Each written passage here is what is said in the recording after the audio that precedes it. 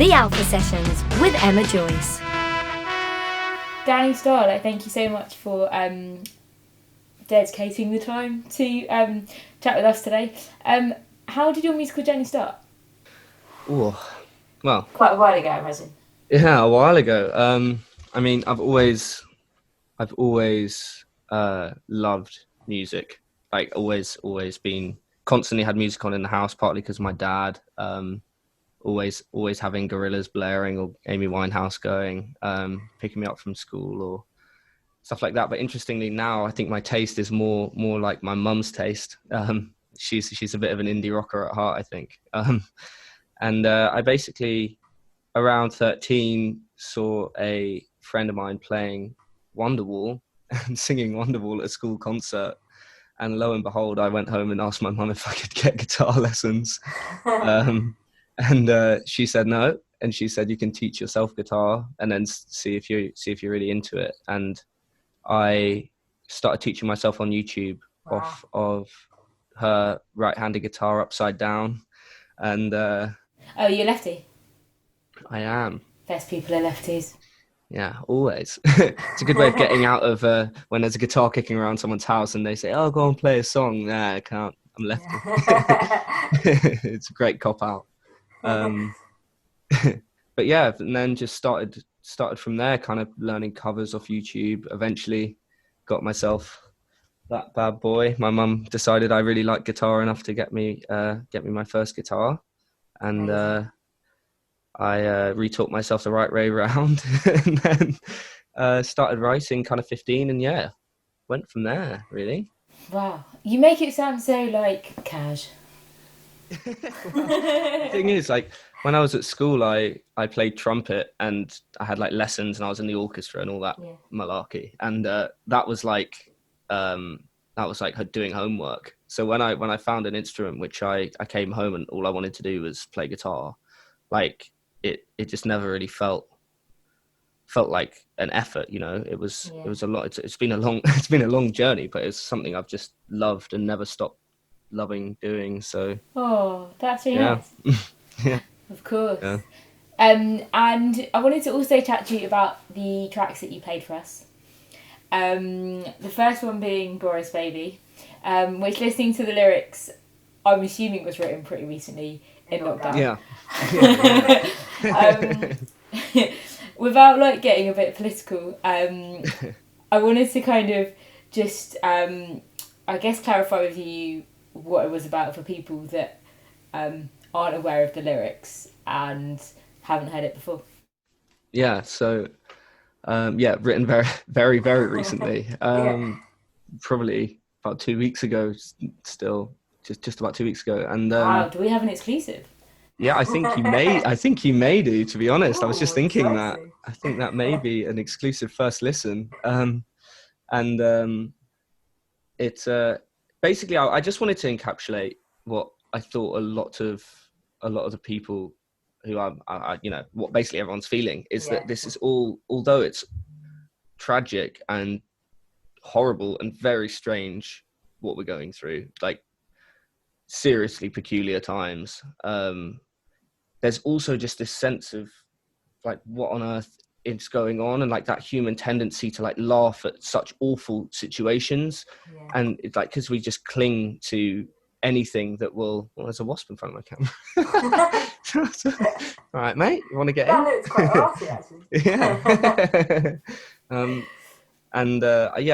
I there's such a human tendency to kind of laugh in difficult situations, just to feel that sense of comfort from making things lighthearted. It's kind of that awkward laughter. Exactly, yeah. And when someone tells you really bad news, and sometimes you just can't resist, your body's just goes into this state of wanting to kind of laugh, just to release something, release some of that tension. And I think at the moment everyone's so lost, really, to be honest. I just wanted to encapsulate that feeling of, we're all clinging to so much stuff to make us feel better.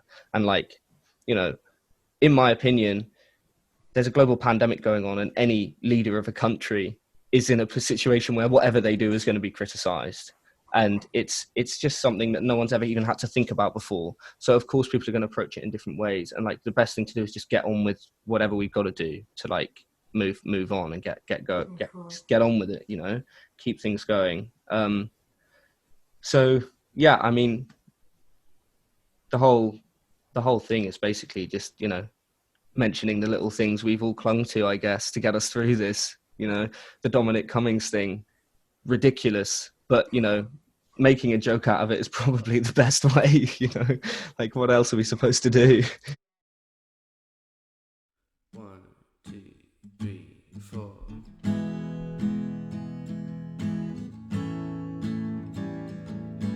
Boris, baby, we've been waiting to hear another punchline leave your mouth. Something else that we can laugh about. Just give it up.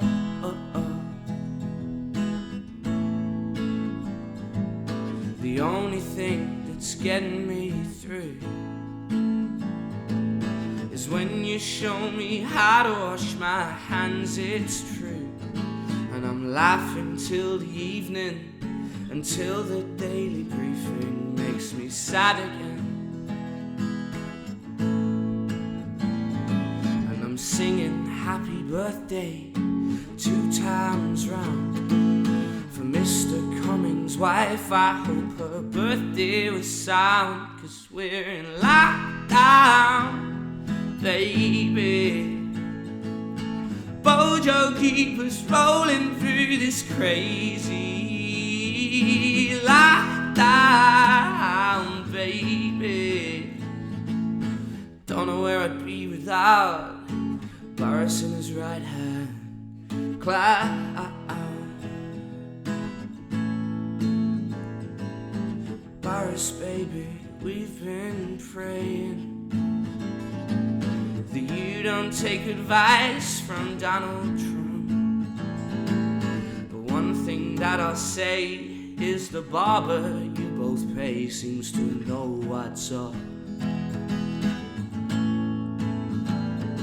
And I'm singing happy birthday 2 times round for Mr. Cummings' wife. I hope her birthday was sound, 'cause we're in lockdown, baby. Bojo keep us going through this crazy lockdown, baby. Don't know where I'd be without Boris in his right hand clouds,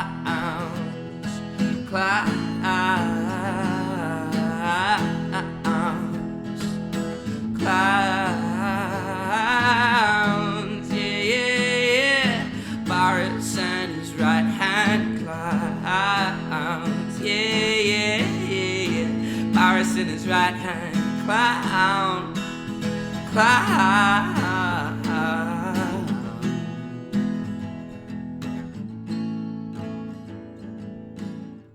The Alpha Sessions with Emma Joyce. You released a single this year, Our Design. I did, yes.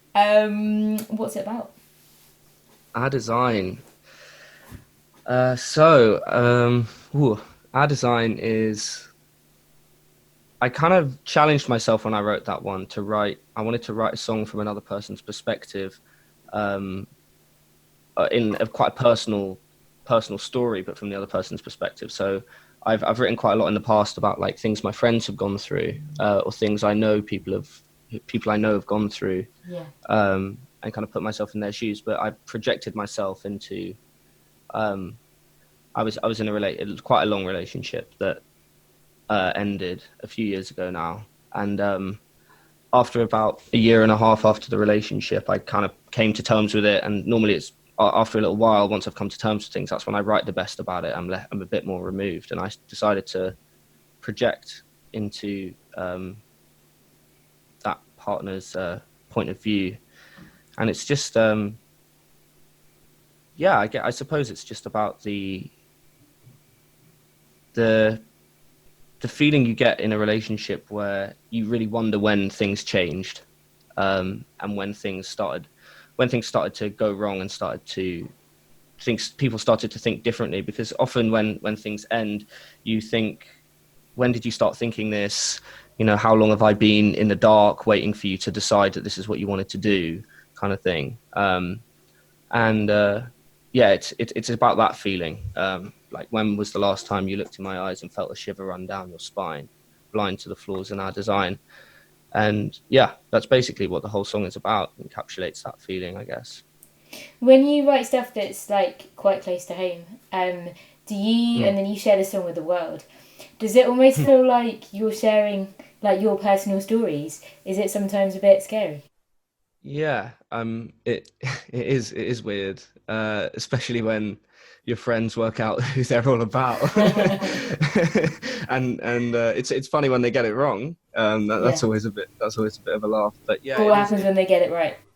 Yeah, it's a strange one, and it's funny because when you start putting music out there for the first time and you put out your first song, it's a big step.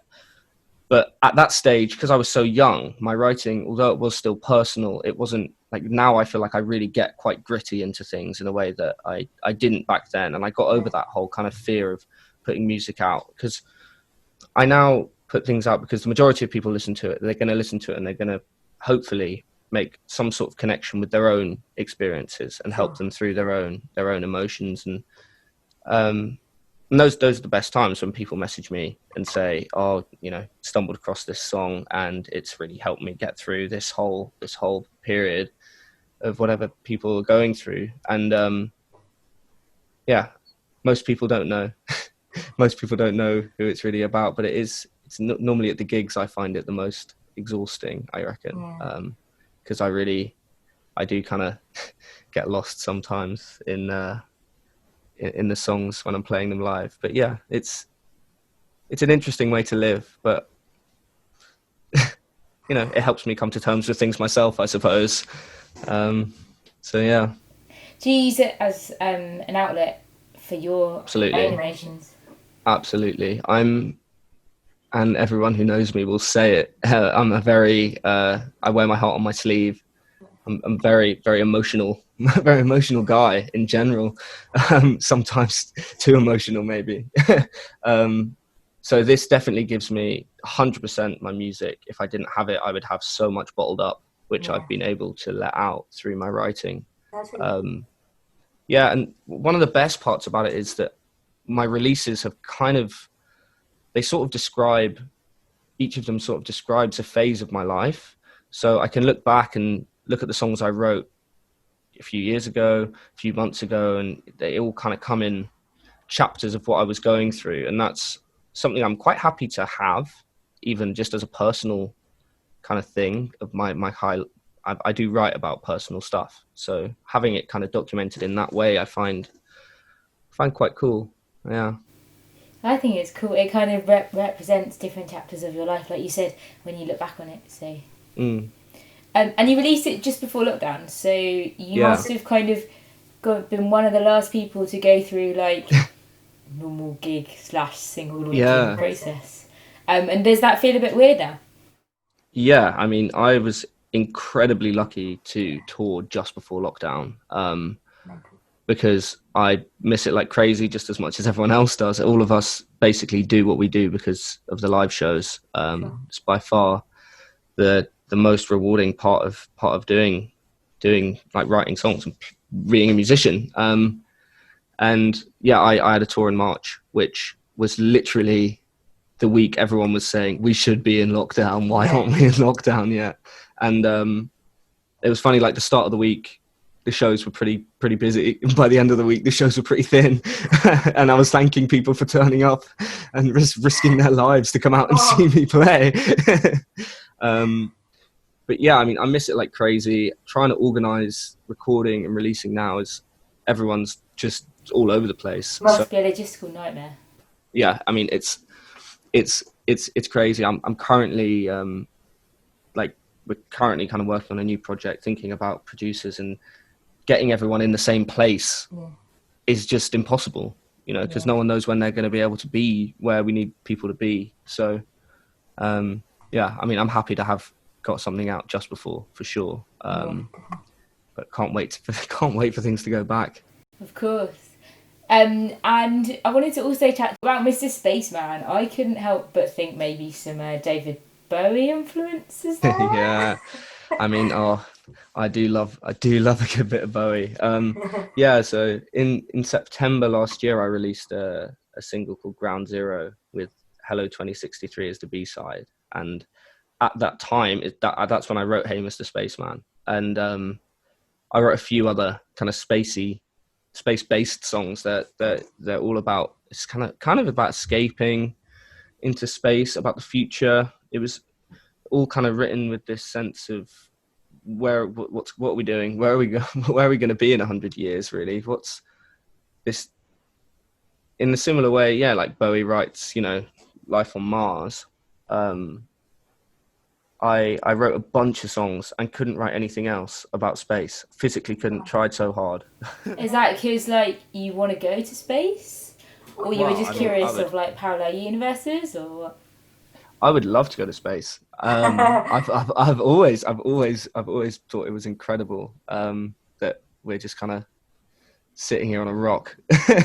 But I think it was more just this sense of kind of going through a time where I was kind of just questioning many things, and I think space is just this place we know so little about, and when you're thinking of somewhere to escape to, where else is a better escape than a place where no one else is there, no one knows what's going on out there. And yeah, Hey Mr. Spaceman was written sort of with that fear of what's going on Earth,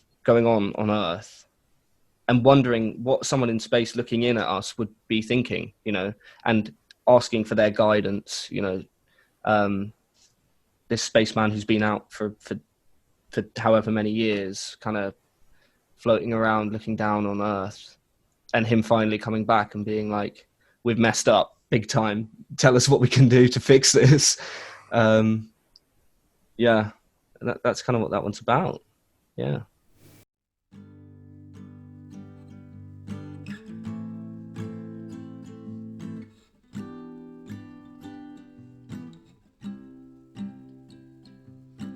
Hey, Mr. Spaceman, where you been all these years? We've been shaken with fear, you might never land. Hey, Mr. Spaceman, we've been messing around. It's all come tumbling down. You gotta tell us where to turn now. Give us a hint, little spaceman. Give us a tip here and there. What can you see from spaceman? What can you see from up there? Tell us the truth, little spaceman. How long have we got left? What can you see from spaceman? What can you see from up there?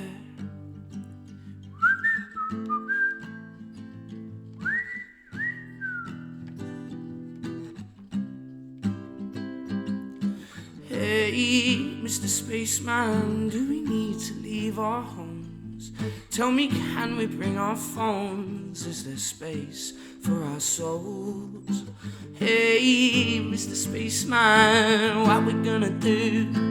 We've all got loopy-loo. Just lead the way, we'll follow you, yeah.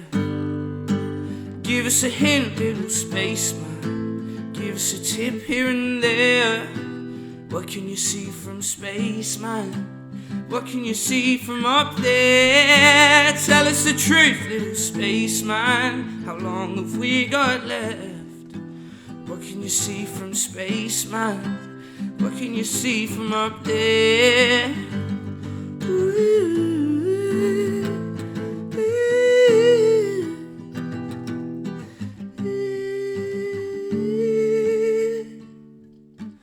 Hey, Mr. Spaceman, how bad does it really seem? Should we start packing for spaceman? How soon do we need to leave? Hey, Mr. Spaceman, we gonna fucked it up. We're running out of luck. We got a safe ride we still got. Give us a hand, little spaceman. Give us a tip here and there.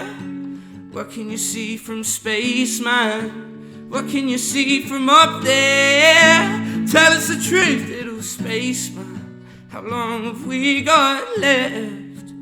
What can you see from space, man? What can you see from up there? The Alpha Sessions with Emma Joyce. I sometimes wonder what it's like for someone who's been in space for so long and then suddenly gets back. Oh, Must for be sure. so weird to suddenly not be floating around. Super bizarre. I think it would be pretty. You change the way you look at, changes your perspective on life entirely. Yeah, definitely. Yeah, for sure. You've also done loads of streaming gigs because obviously you've been unable to play live in the traditional form. Yes. How have you found it? Had you done some before all this craziness started, or was it like a new experience for you? I kind of used to do live streams on Instagram, playing a few songs, playing new songs. If I had a release coming up, I'd do a little live stream, talk about the track. So I was not completely new in that sense, and I think that's quite similar for a lot of people. You know, live streaming on Instagram's been around for a while now, and it's quite a good way to contact your fans. But I think I hadn't played a gig as such, and the weirdest thing was the first gig I played on stream was finishing a song, playing the last chord, and then being like, no one's going to clap. That must be mega weird. It's super strange because, especially with me, like when I play my songs, I get so into it, and then when I play them live, I finish it, and the clap kind of gets me back. And then I get back to the room and I chat a bit about it with everyone, and I say thank you and all this. And it was weird, like finishing a song and then being like, thank you for being on this stream. How did you sort of move on to the next song without the clap? Did it feel really unnatural? basically just said thank you, and then I would say just something about the song. First few live streams, it was definitely like, this is super weird. In between the songs, I'd just be like, this is strange, but you know, the new normal, here we go, this is what we got to do now. What fascinates me loads is that comment stream that comes in. Is that kind of like being heckled, but like in the online world? Yeah, it's quite funny because it's often just slightly behind. Yeah. So you'll be singing, and then it's quite nice though, because when you're playing the songs, you see in the middle of a song to see someone say, oh, you know, this sounds great, this, like, love that lyric, all that kind of stuff is really cool.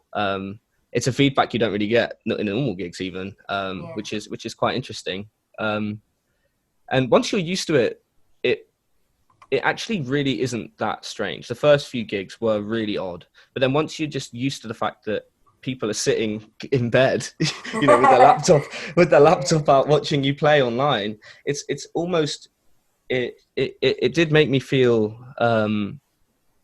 like that whole sense of community we've got from lockdown, you know, this whole thing of like, we're all in this together. And when you think about it in that sense, people all sitting in their bedrooms kind of watching because they are watching because they want to watch, you know, they love live music and they're tuning into what they could have been at a gig, but instead they're watching online in the same way that I want to be playing a show, and I still get that platform to play for those people and to share my music. And I mean, I'm super grateful that people have organised these festivals. I think it's awesome, especially with so many of them being for charity. Like, so much money has been raised for so many good causes, which is pretty awesome. It's pretty awesome, yeah. That's a great way to look at it as well, I think. Yeah, for sure. You've also teased a little bit on your Instagram of some new material.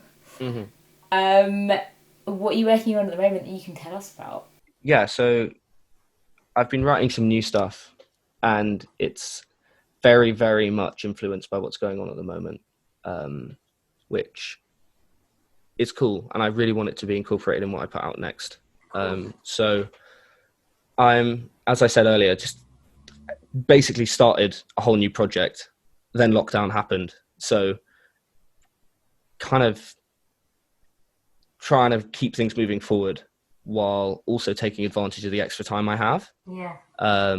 But yeah, I think spring next year will be the time where more will be said. Probably October this year is when more can be said about more specific things, and potentially new songs can be talked about.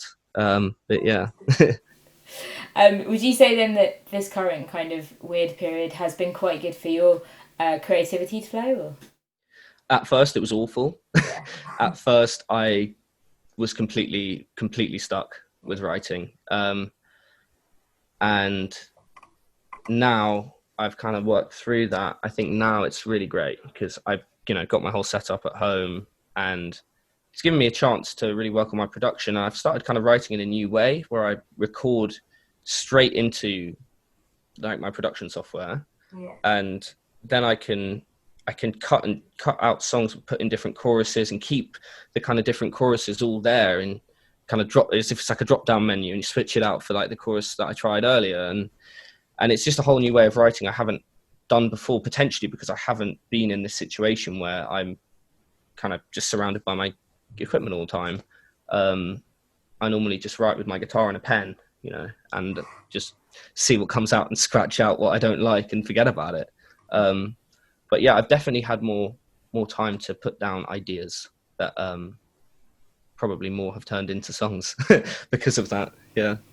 Because I think a lot of people, artists, musicians, but just other people as well, have felt like the pressure to get something productive out of this. So I found that answer like really interesting in terms of how people have found it.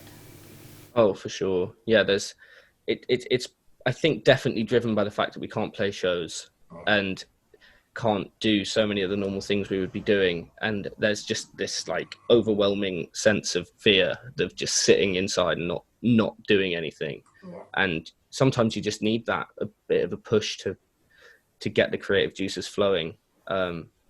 And once you're in a groove of writing, it generally stays. And for a few weeks, for me anyway, once I've written a couple songs, I'll get a few more out, and then it will end, and then I'll have to wait a little bit, and then it'll happen again. So it kind of works in cycles.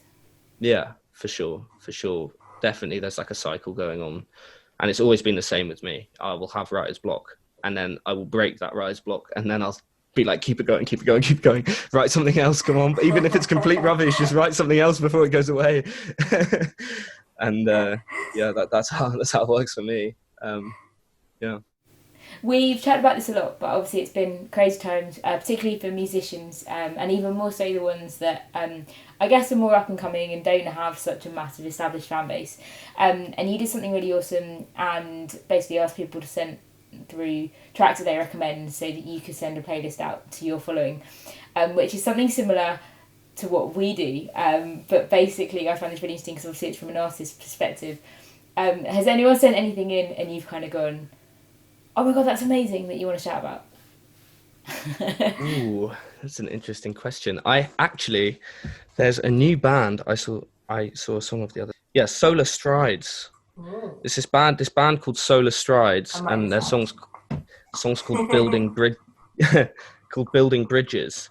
And I actually saw that song because BBC Introducing do their Twitter posts about, post a new song, listen to other people's songs, and kind of give a bit of feedback. And they posted theirs, and I listened to it, and it was just like the kind of bedroom rock indie stuff where it's just like you can tell it's a bunch of people just in their room having a great time playing energetic music, great riffs, and I just heard it and I was like, this is like, got me in a mood for a gig. And that's sometimes exactly what you want from rock music, and yeah, I mean, as soon as shows are back on, I'm going to be looking to see if they're playing. Yeah. Solar Strides, they're cool. Who else have I been listening to? Who's new? Oh, I found this German band. Oh yeah. Called Die Höchste Eisenbahn. Okay. Or Die Höchste. I don't even know how to say it, but they have an incredible song called Kinder der Angst. And I mean, I understand probably about a tenth of it because I did GCSE German. But that song is the same. Like the energy of it is awesome. and they are going to be playing live soon. I think Germany already have some shows going, and they've been playing, and cool. They're another band who I would say definitely check out. I wish I could write in another language because of them. Yeah. What tunes do you think have been getting you through lockdown? Groove Armada, At the River has been my tune of lockdown, I think. It's been definitely on repeat, and How Long by Paul Carrack as well has been blasting out. How long has this been going on? Exactly. Every time I listen to it, I'm just sitting in the car like, how long has this been going on? Maybe I should put up a cover of it. I've had that on serious repeat.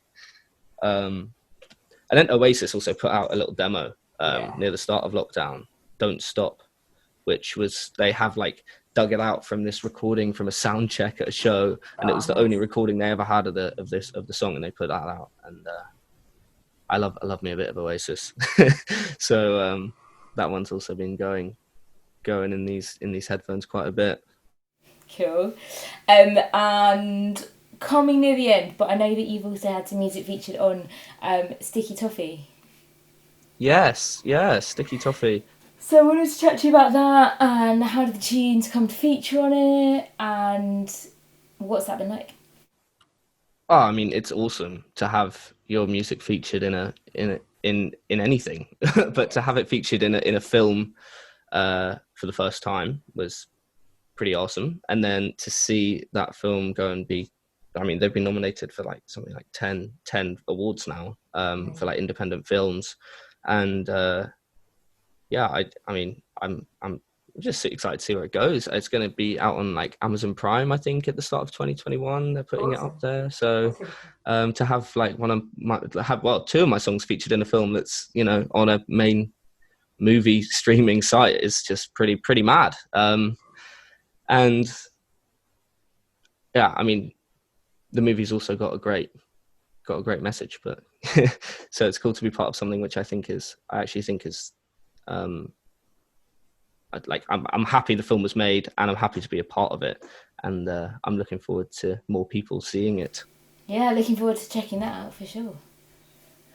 We spoke about gigs at the start of the chat a little bit, and if you were to get a call tomorrow and gigs were back on, and they would say to you, you could play anywhere in the world, it could be an awesome venue that you've played before, or it could be somewhere that you've never played before, where would it be?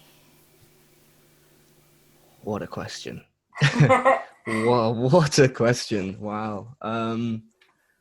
I mean, my favourite gig to date probably was my last London show at Paper Dress Vintage, just because I was just in I was going through a difficult patch, and that feeling of sharing that night with the people who were there, kind of listening to my songs while I was really, like, you know, it was a hard gig. It was a hard gig to get up and play that day, and it felt like such a shared experience, which was awesome. So I'd love to go back and play there again.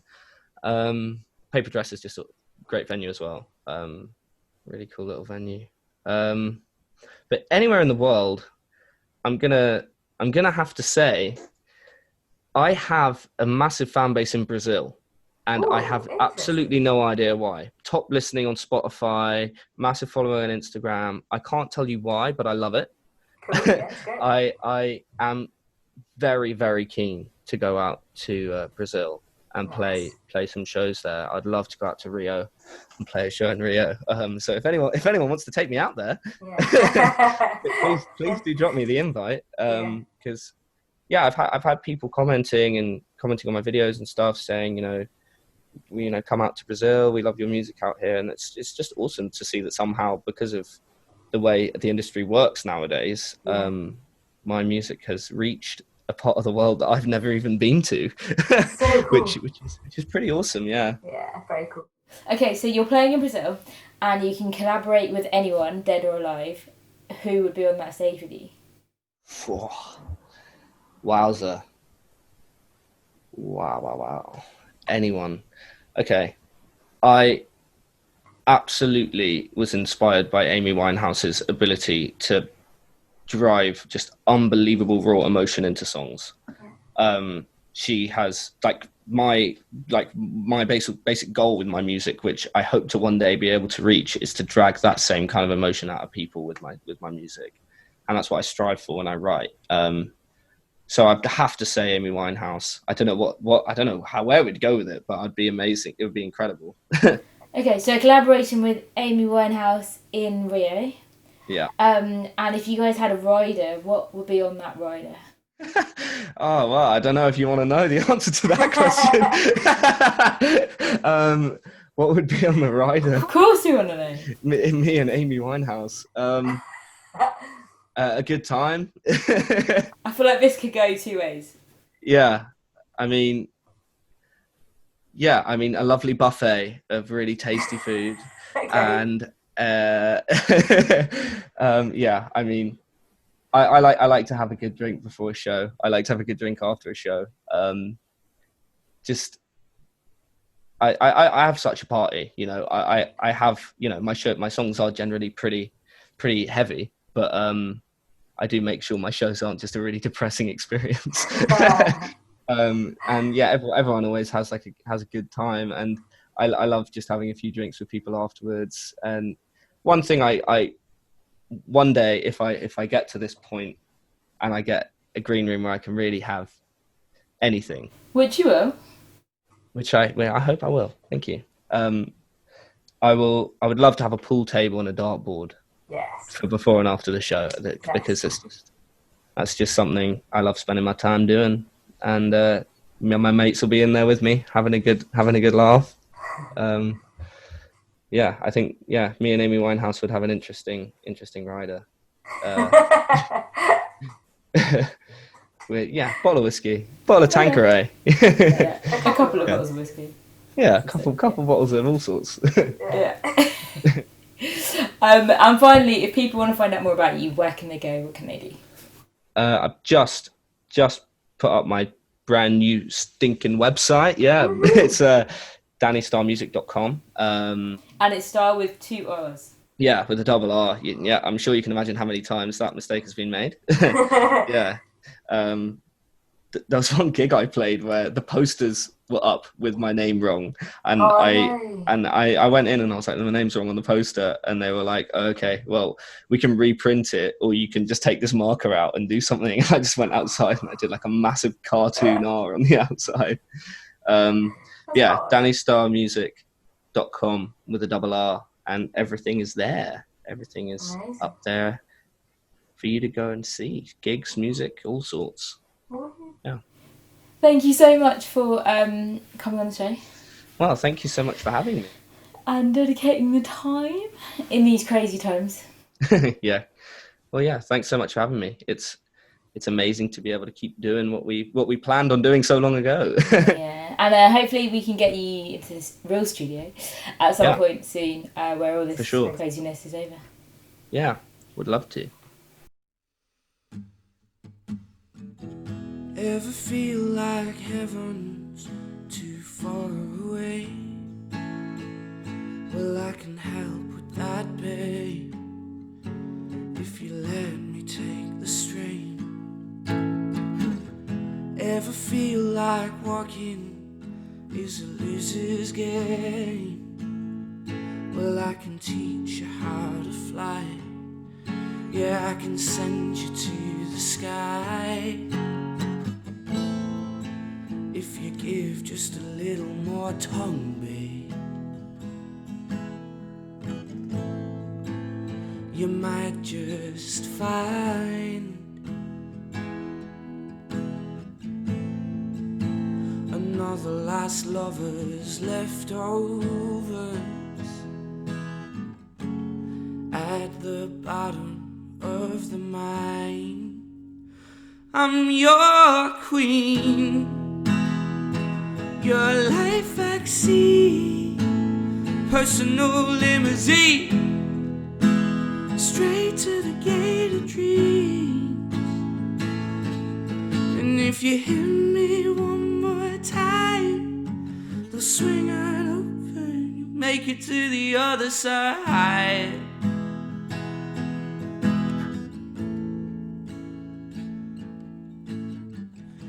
Ever felt like nothing could tie you down? Or don't you try to lie, babe, 'cause I've heard your feet resent the ground. Ever felt like something keeps you spinning round and round? Or don't you want to get away? Give the nausea a break. And if I throw you a couple more crumbs, babe, I'm sure we'll find a special little place somewhere where forever you may hide. I'm your queen, your life vaccine, personal limousine, straight to the gate of dreams. And if you hit me one more time, they'll swing on open, make it to the other side. Other side.